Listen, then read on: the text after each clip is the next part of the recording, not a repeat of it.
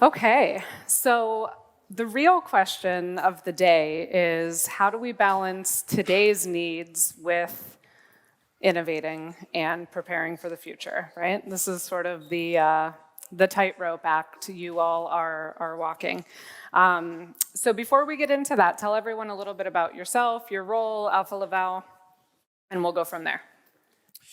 Yeah, all right. So Alfa Laval is a Swedish machine building company focusing on heat transfer, mechanical fluid separation, fluid handling. So that's the traditional way of explaining that. That nowadays comes, of course, with a big focus on sustainability, energy consumption, water consumption, waste heat recovery, and so on and so forth. So yeah, that's that. Um, I am then responsible for our global field service operations. My background is also a bit from the sales side, so I've always been in service, but then also responsible for both the commercial side of things, but also the execution. Moved around a bit, lived in South America for 5 years, then in France for 3 years plus some time now in the new role. But yeah, working now centrally for our headquarters. Excellent. Okay, so I think everyone here, to some degree, has the challenge of balancing short-term business objectives, hitting the numbers, reaching the goals of today with thinking ahead, what will service look like in 2 years, 3 years, 5 years. And I have a lot of respect for that balancing act because it's a really, really tough one.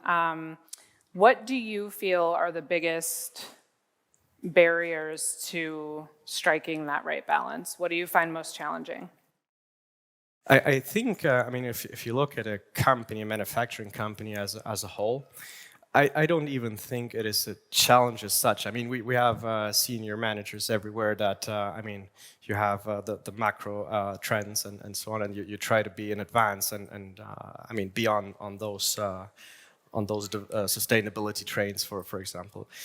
I think the tricky thing with service then, and we talked earlier about service being its own business entity, profit center, and it's, service as such is very profitable. It is then also very short term. Mm-hmm.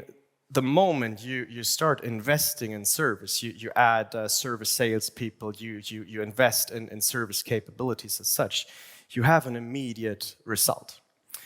And that, of course, when we look on that as a business, we kind of also go into certain investments with that mindset that they pay off quite fast. Mm-hmm. And that maybe sometimes makes us lose patience when it comes to the really long-term service-related investments. Mm-hmm. So what are some of the things that you feel have sort of a faster payoff versus some of the things that are more of a longer-term objective? If we split a bit like the service, we have all the spare parts business, like the traditional after sales, and we have maybe then the service execution part, and here we have this huge people aspect that goes into that. So I think, again, focusing on service sales is normally an immediate payoff. I know from my times being responsible for commercial things. You visit a customer, you talk about service and spare parts and maintenance and those more standard things. You always walk away with a bag full of opportunities, and the conversion rate is pretty high. The hit ratio is pretty high. So that's a very easy thing to do when it comes to investment. I think then, building up that backbone, because everything you sell at some point, you of course you have to execute, right? Mm-hmm. We talked a bit about spare parts inventory now, but it's also the pure execution. And for a company like Alfa Laval that does rather complex technical things, for us that is a challenge to really build up that backbone that will then really support that front sales side of things. So, I mean, investing then in field service capabilities, investing in competences, investing in the right amount of people, that is the more long-term thing that I feel sometimes, gets a bit neglected because we have this dollar sign in the eyes and think about the short-term profitability. Yeah. So what do you think then, how do you fight against that, right? I mean, what's sort of the mindset companies need to have to make those investments that are more on the midterm, the long term? Yeah, I think it is really about getting away from this service is just about fixing stuff for customers to keep the business up and running, but really to make sure that we have the long-term view, and that we invest in those capabilities with a much more long-term approach. And that, of course, because services then also to a certain extent, of course, reactive. I mean, we have customers calling us, and they have breakdowns and problems. So that already puts quite a big workload on our organization. So finding that time and those resources to think more long term is I think what's key, and it's probably easier said than done. So one of the aspects of that has to be recruiting and hiring new talent, right? We talked today about how that's really challenging. So how do you think doing that needs to change to fit sort of where the industry is headed? Specifically talking about field service, I mean, I think we all agree. I mean, field service undergoes a massive transformation. I mean, the way field service used to work 5-10 years ago doesn't have a lot to do with how we're going to work in the future. So I think the first thing is being very clear about that in the recruitment phase, and that comes with, of course, with a lot of opportunities for those people that you're going to recruit. But it also comes with that clarity that you don't, I mean, promise the ideal world going forward. I mean, field service is a tough working environment in many cases. So I think it's very important to be clear about that. That's I think an important factor. Yeah. And then also, I mean, we talk so much about attraction and being relevant for new talent, but of course it is also a lot about retaining the people we already have. Many of those with lots of experience and coming a bit from the old days. So how do we take those people with us on the journey? Because I mean, the labor market is tough. We mentioned that several times today. So we cannot, even if we ramp up and we recruit and we attract, if we have a leakage then in the existing organization, that's of course also something, we really have to avoid. Yeah. So from a retention standpoint, if you think about, the technicians that have been at Alfa Laval for quite a while, what do you think you need to be doing in terms of, you mentioned competence building, so sort of upskilling and preparing them for the more modern day service of tomorrow?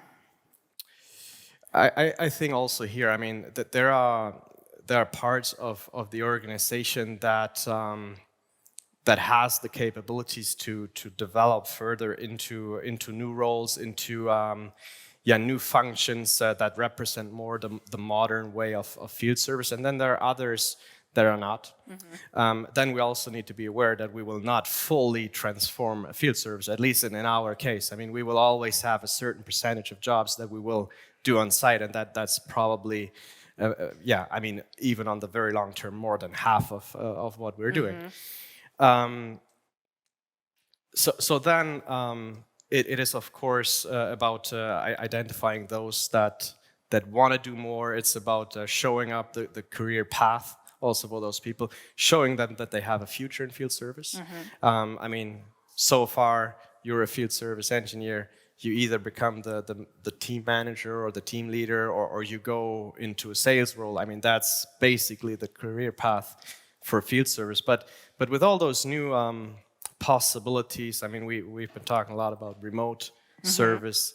We've been talking about also this more advisory role for our customers, not just go on site, fix the machine, leave, but also, I mean, discuss potential sales opportunities, upgrade opportunities.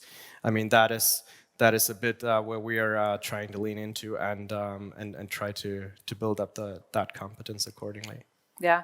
I was going to mention earlier during Nina's session, and we ran out of time, you know, when we talk about remote service, I think, like you just said, there will always be on-site work. And I think that's true for most organizations, right? So I think there's this sort of misperception that when we talk about remote service, we're thinking that we should do all service remote, right? And I had a podcast interview a few weeks ago with a gentleman from Mettler, Toledo. And I found it particularly interesting because he said the nature of the work they do, it's virtually impossible for them to get to a point of remote resolution. That's not their goal at all. However, they have invested in remote capabilities because until very recently, they've had almost every initial visit just as a triage visit, right? So it was almost every initial truck roll was the technician just going to see what was going on, then come back, get what they need, et cetera, et cetera.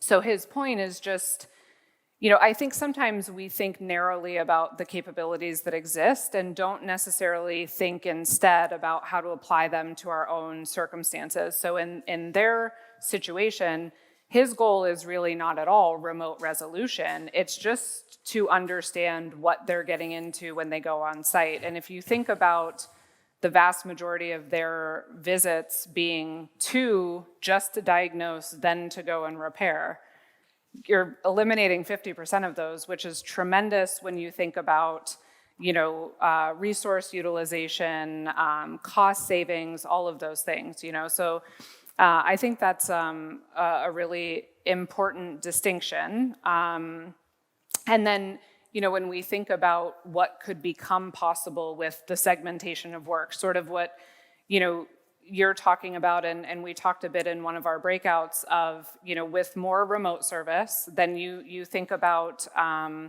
different roles and what that could look like. You think about the, you know, trusted advisor role, or I've had some conversations with folks that think that it's almost sort of a redefined customer success manager type of role.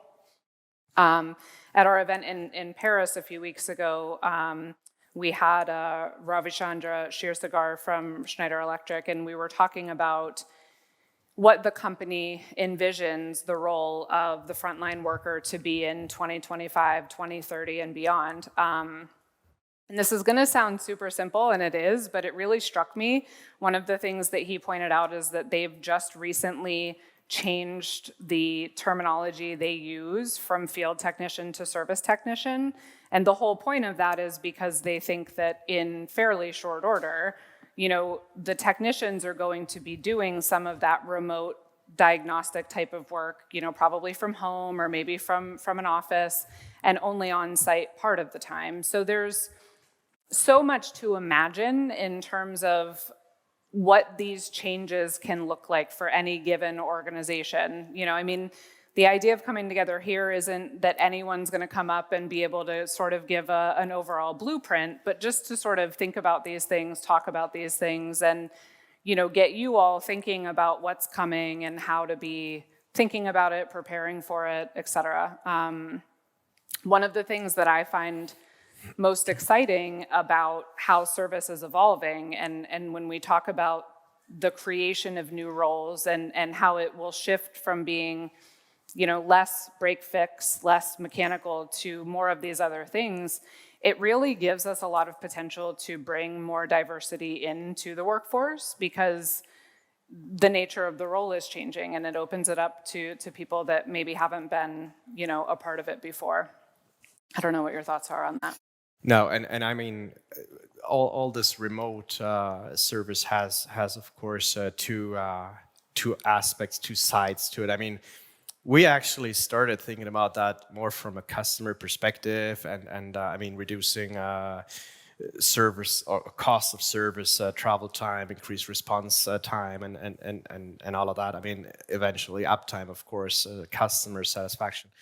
But it was really from a customer perspective, and I think the other side of things is actually nowadays, I don't know if I can say more relevant, but it has definitely a very strong impact now on our thinking about going forward with remote services, and that is actually, yeah, what you say, like the role of the field service engineer, and also how that will evolve even further. I mean, if we look at our organizations and the people that leave field service either to external companies or also inside the company, I mean, if we look at the reasons for why they want to do something else, there is always the comp and ben issue, but the number one reason for that is actually work-life balance. And I mean, the guy that has been fighting for a weekend job 10 years ago or 5 years ago because of the extra hours and the overtime, well, people don't want to do that anymore. I mean, the younger generation that comes in, I mean, this free time, the regular working schedule, again, field service will never be 100% like that, but going a bit from the total chaos, from the not knowing where you're going to work tomorrow, not knowing whether you have to work the weekend, to something halfway there, halfway acceptable for everyone, that will already be a big step, and I think that's key also in this ongoing talent war. Yeah, that I think it's also important in terms of change management to frame to employees the positive ways we can use technology that will benefit them, right? So it isn't just about how we can reduce cost to serve or how we can increase efficiency. We should also be looking for the lens through which we can communicate the positives to them. We had our event in the UK about a month ago, and there was a gentleman there, Adam from Mighty, and they are using IFS's planning and scheduling optimization tool, right? So very AI-based, self-learning scheduling tool. And I had never heard this, and I absolutely loved it. He said that one of the things that they've done, because the tool self-adapts to whatever changes are happening in the inputs, right? So they've allowed each technician to choose their start and end time for each day. Simple thing, but they were saying, like, some people want to drop their kids off at school and they don't mind staying a little bit later in the day. Others want to come in really early, but maybe be done by the time their kids come home, or, whatever the circumstances are. And, he talked about how much that simple thing has lifted the mental health and spirits of the staff, and just, it's a very practical way of giving them not all the flexibility in the world, not you can work from home every day, right? So it's not necessarily on par with what someone's competing against in a different type of job, but it's taking what we have, what constrictions we have from a customer service standpoint, but also what capabilities exist to make, the equation work to everyone's advantage. And I thought that was a really, really good example of framing the technology change in a way that really has benefited them personally and helped with acceptance, but also helped the employee value proposition a bit. So what about the role of leadership in all of this change? Yeah, I mean, of course, as in any change process, leadership is key. It starts there. I think when we look at our landscape and our leaders in service operations, and as I said before, it's very often it's former technicians, right? That kind of grow into that leadership role, or at some point they were just the best technicians, and then I mean logically they become the manager, right or wrong. But what they're very good at, and this might bring us back a bit to the topic of the conversation, is, I mean, they are really experts in handling the daily activities, all the emergency, all the chaos, everything that's happening. I mean, they're historically, like, they're problem solvers, they're firefighters, and that's what they're good at.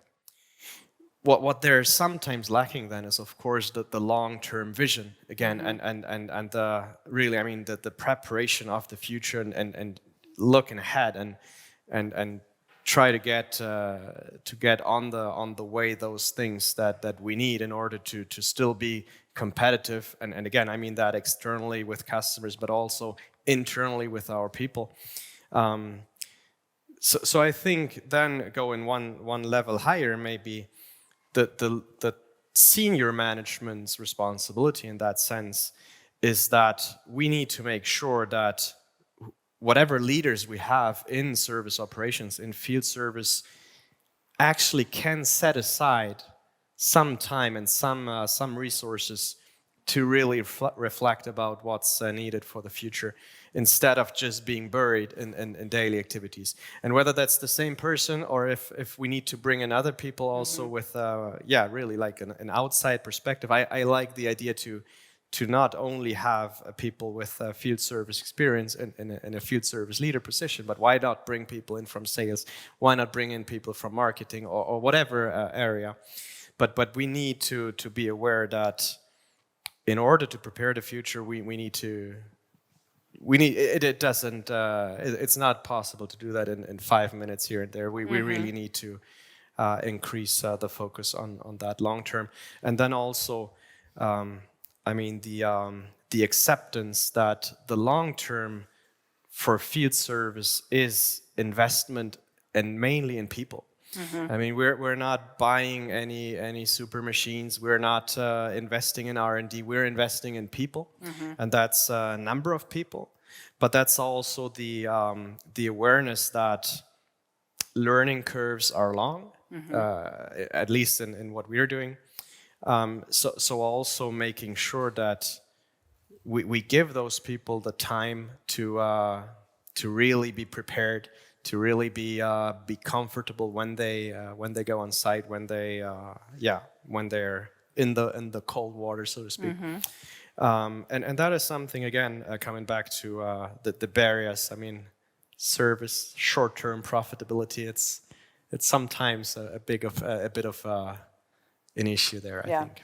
I think when we first talked about this session, you know, what you said is very true, and true for a lot of folks I talk to, which is a lot of times what we say we need to do and know we need to do is at odds with what we have to do today or what we end up doing, right? Like, we know that it's important, but then you get caught back in the day-to-day or the short term, et cetera, and it can be hard. But I think Nina said it very well this morning, which is, you know, to some degree, the business case is that if you don't do some of these things, you're just not going to be in business in a few years, right? So it's also, I think, reminding people of that, and making sure that you're not being too short-sighted, right? It's a balancing act, but also you can't skew too far in either direction. Yeah, and I think here it's really about setting the right structure. I mean, again, we need to take care of the short term, of the day-to-day in service. I mean, our customers, they have issues, they have problems, they need our help to fix that. And then it's more, again, as I said before, we need maybe an additional level, an additional part of the organization thinking then more about the long term. Yeah, and I've seen companies handle that different ways. I've seen companies that do okay with having their leadership set time aside and not have it be cannibalized by whatever the day's fires are. That can work for some. I've seen organizations that have sort of a parallel innovation function that works alongside the business leaders to take some of that pressure and weight off.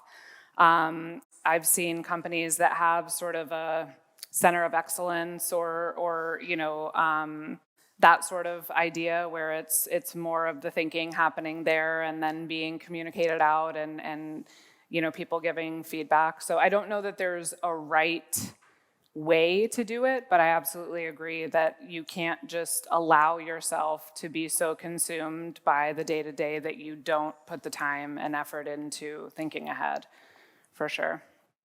Good. And that's it. So thank you so much. We're going to have some drinks at the bar and networking for the next hour or so. So feel free to stay and hang out if you can. And thank you again for having me.